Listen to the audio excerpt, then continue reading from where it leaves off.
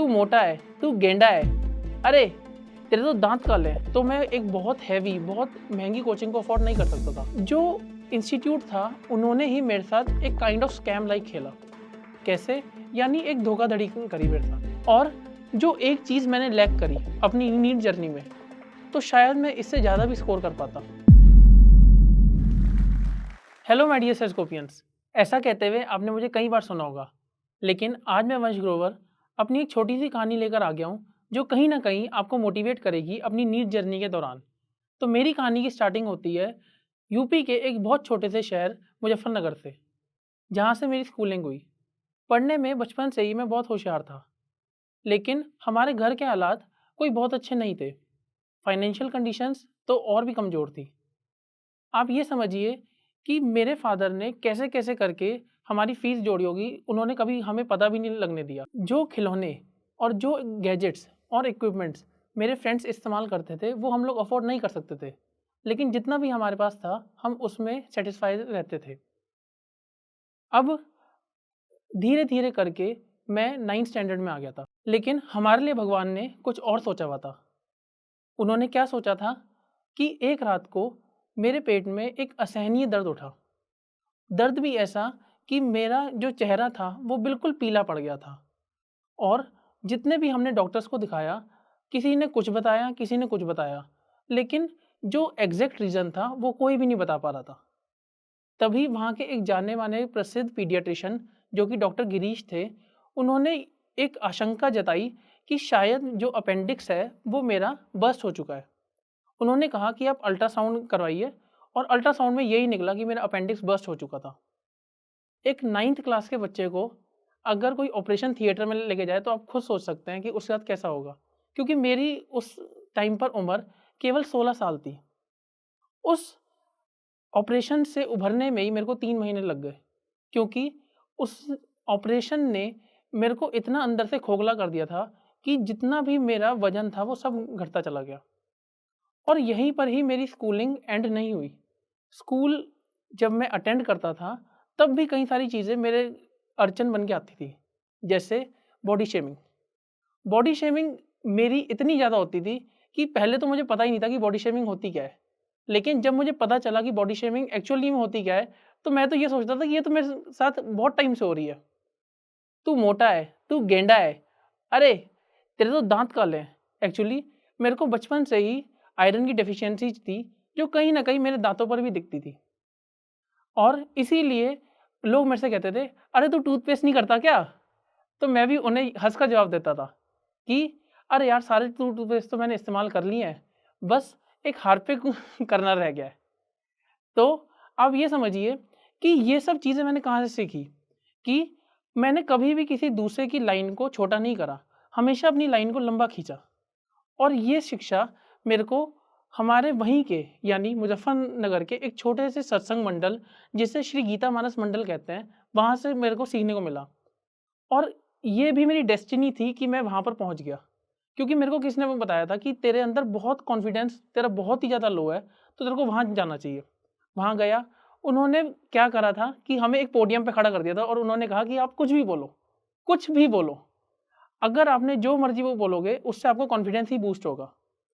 तो धीरे-धीरे करके आज मैं जितना कुछ भी आपके सामने बोल पा रहा हूँ, वो केवल और केवल श्री गीता मानस मंडल की वजह से ही है। आप ये समझिए कि उन्होंने मेरे सेल्फ कॉन्फिडेंस और सेल्फ एस्टीम को इतना बढ़ा दिया कि आज मैं आपके सामने बोल पा रहा हूँ। अब धीरे-धीरे करके जब 9th स्टैंडर्ड में मेरे साथ ये इतना बड़ा ऑपरेशन जब हो चुका था, तो कहीं न कहीं मेरे दिमाग में एक सिचुएशन या एक एम्बिशन मेरे दिमाग में आ गया कि अब से मैं जो 11th के बाद पीसीबी ऑप्ट करूँगा ताकि मैं डॉक्टर बन पाऊँ। लेकिन मेरे दिमाग में आया कि जब नीट जर्नी की मैं स्टार्टिंग कर रहा हूँ, तो उसके लिए तो एक बहुत अच्छी कोचिंग की ज़रूरत होती है। लेकिन आपको जैसे पता ही है कि फाइनेंशियल कंडीशंस बहुत अच्छी नहीं थी। तो मैं एक बहुत हैवी, बहुत महँगी कोचिंग को अफ़ोर्ड नहीं कर सकता था। तो एक लोकल कोचिंग में ही मैंने एडमिशन ले लिया, जहाँ पर कुल 60 बच्चे पढ़ते थे।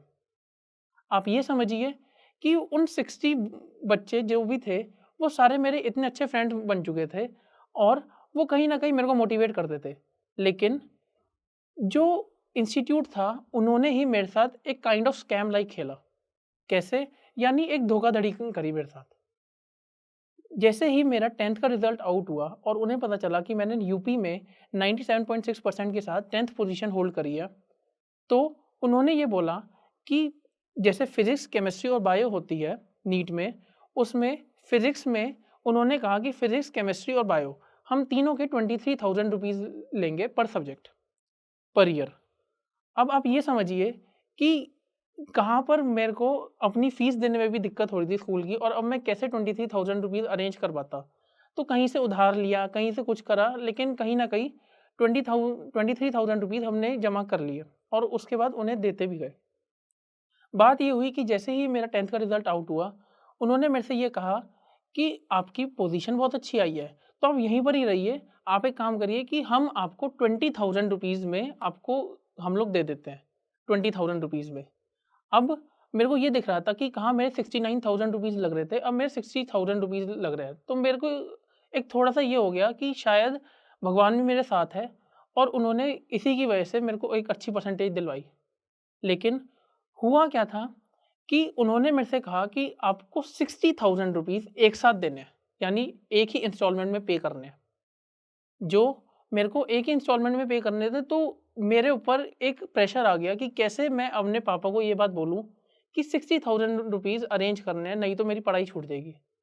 और जैसा कि मैंने आपको बताया कि पापा ने कभी भी हमारे पढ़ाई में तो कभी कोई अड़चन आने ही नहीं दी। तो उन्होंने भी कहीं न कहीं से उधार लेकर वो अरेंज कर दिया और वो मैंने दे भी दिया। अब स्कैम क्या हुआ मेरे साथ कि जब हम लोग किसी भी टीचर से पढ़ते हैं, तो हम एक बात देखते हैं कि हमारी उस टीचर के साथ फ्रीक्वेंसी मैच हो रही है या नहीं हो रही है। क्या उसका पढ़ाया हुआ हमें समझ में आ रहा है या नहीं आ रहा है?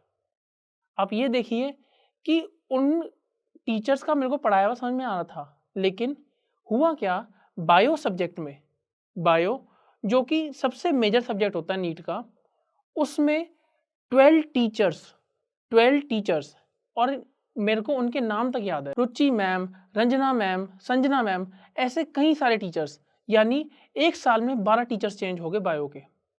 तो फ्रीक्वेंसी तो गड़बड़ा ही जानी थी। और फिज़िक्स में तो इतना बुरा हाल हुआ कि फिज़िक्स का जो आखिरी का पोर्शन था, जिसे हम लोग वेव मैकेनिक्स कहते हैं, यानी जिसमें एसएचएम आता है, वेव्स आता है, ये जितने भी चैप्टर्स आते हैं, उन्होंने पढ़ाने ही छोड़ दिए। उन्होंने कहा ये मैं 12th में वो पढ़ा दूँगा। अगर आपको 12th में ही पढ़ाना है तो वो 11th की बुक में क्यों दिए हुए हैं? आप ये भी तो समझिए ना कि वो क्यों दिए हुए फिर 11th की बुक में अगर आपको 12th में ही पढ़ाने थे तो? और वो हमारे स्कूल के एग्ज़ाम्स में भी आ रहे थे। तो स्कूल के एग्ज़ाम में तो मैं फ़ेल होते ही रह गया बस। बस मैंने जो अपनी थोड़ी बहुत मेहनत करी थी, थोड़ा बहुत यूट्यूब से देखा था, उससे ही मैं पास हो गया। जो बच्चा बचपन से लेके टॉपर्स की श्रेणी में रहा है, वो 11th में फ़ेल होते-होते रह गया। तो अब ये समझिए कि उन्होंने मेरी 11th को कितना ज़्यादा बर्बाद कर दिया था। धीरे-धीरे करके मेरे को समझ में आया कि मेरे साथ स्कैम हो चुका है। उसके बाद हुआ क्या कि उन्होंने मेरे से एक और बात बोली कि जो टीचर थे फिज़िक्स के वो जा चुके थे, उन्होंने पढ़ाने से मना कर दिया था। अब उन्होंने कहा कि जैसे ही मैं 12th में आया, उन्होंने बोला कि 2 महीने आप एक नई टीचर से पढ़ के देख लीजिए, अगर आपको समझ में आता है तो ठीक है, नहीं आता है तो हम आपकी फ़ीस वापसी कर देंगे।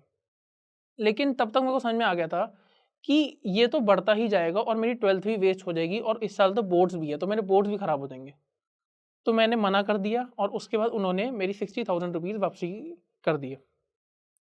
तो अब ये समझिए कि उन्होंने मेरी 11th तो बर्बाद कर ही दी, साथ में 12th भी बर्बाद करने का उन्होंने मेरा पूरा प्लान बना लिया था। लेकिन जब भगवान साथ होता है, तो कहीं न कहीं वो किसी न किसी रूप में हेल्प कर देता है। और ये हेल्प बन क्या है, मेरे खुद के मामा, जो कि एक बहुत ही नामी-गिरामी इंस्टीट्यूट है, उसके एक्स फैकल्टी थे केमिस्ट्री के।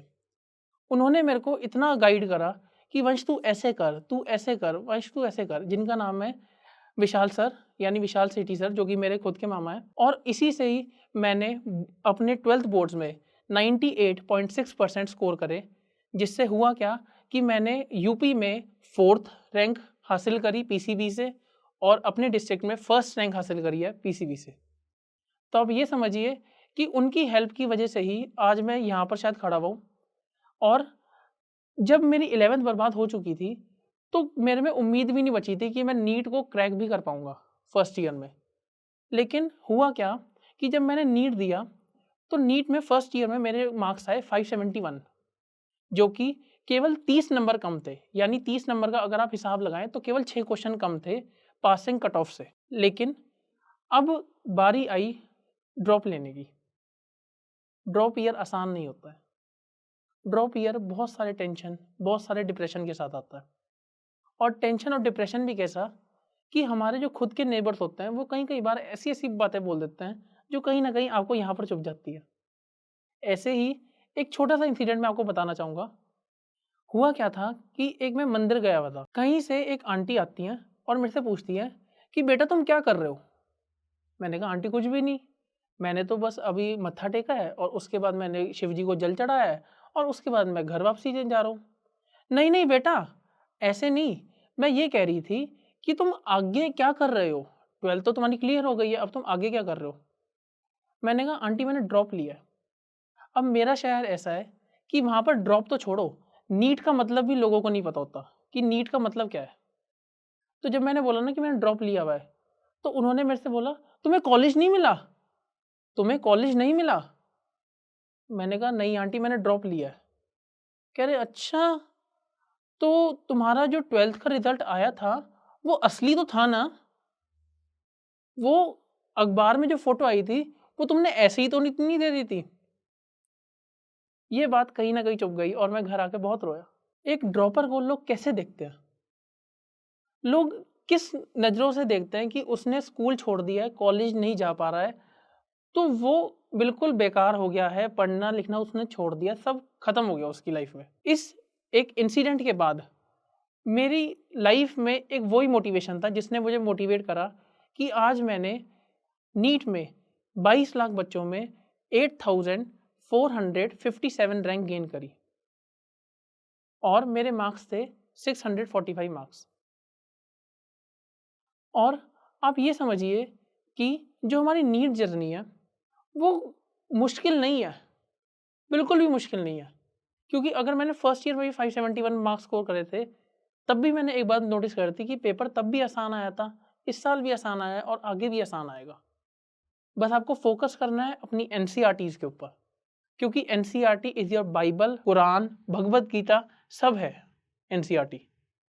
आप एनसीईआरटी पर अपनी पकड़ बनाएंगे, एनसीईआरटी को स्ट्रॉन्ग करेंगे, एनसीईआरटी को बार बार रिवाइज करेंगे, तो नीट जर्नी में आपकी सफलता को कोई नहीं रोक सकता। और जो एक चीज़ मैंने लैक करी अपनी नीट जर्नी में, तो शायद मैं इससे ज़्यादा भी स्कोर कर पाता, वो थी एक प्रॉपर गाइडेंस। गाइडेंस के नाम पे मेरे पास कुछ नहीं था, कुछ भी नहीं। आप बोलेंगे कि भैया कई सारे यूट्यूबर्स तो हैं, लेकिन वो यूट्यूबर्स आप खुद सोचिए कि उन्होंने नीट एग्ज़ाम को 5 से 6 साल पहले क्लियर करा है और आप ये खुद जानते हैं। अब आप उन्हीं को फॉलो कर रहे हैं और 5 से 6 साल पहले जो नीट होता था और आज जो नीट हो रहा है उसमें ज़मीन आसमान का फ़र्क है। क्यों? इसका मैं एक छोटा सा एग्जांपल देता हूँ। आज से 5 या 6 साल पहले क्या असर्शन रीज़न आते थे? और इस साल जो हमारा 2023 का पेपर हुआ, इसमें असर्शन रीज़न भर-भर के पूछे गए हैं, भर-भर के। अब आते हैं नीट रिज़ल्ट के दिन, जिससे मेरे पेरेंट्स में एक खुशी की लहर दौड़ गई, क्योंकि ये केवल मेरा सपना नहीं था, ये मेरे पेरेंट्स ने पता नहीं कब से सपना देखा होगा। क्योंकि आज मैं एक छोटा-सा ये भी बात बोलना चाहूँगा कि मेरी मम्मी का, जो मेरी माताजी है, उनका हमेशा से ये सपना था कि मेरा बेटा डीएम बने। लेकिन एक बार किसी ने उन्हें कह दिया था कि चल डीएम के बनेगा, क्या पता एमडी बन जाए। अब एमडी क्या होता है ये मेरे को नीट एस्पिरेंट्स को बताने की ज़रूरत नहीं है।